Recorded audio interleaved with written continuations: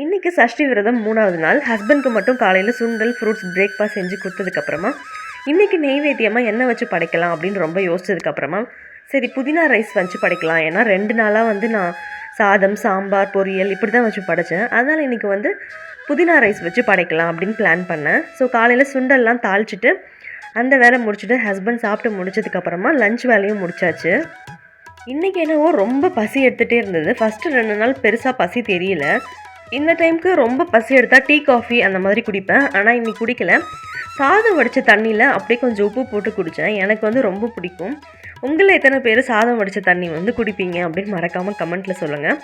கையோட அழுக்கு பாத்திரம் எல்லாமே வாஷ் பண்ணி வச்சாச்சு. படையலுக்கு புதினா ரைஸ் உருளைக்கிழங்கு பொரியல் தான் வச்சு படைத்தேன். ஸோ டைம் ஒரு 1:30 இருக்கும். படைக்கும் போதே நான் லாஸ்ட்டாக கந்தசஷ்டி கவசம் கண்டிப்பாக ஃபுல்லாக படிச்சுட்டு தான் படையலை முடிப்பேன். இன்றைக்கி படையல் ரொம்ப ஹாப்பியாக போச்சுங்க.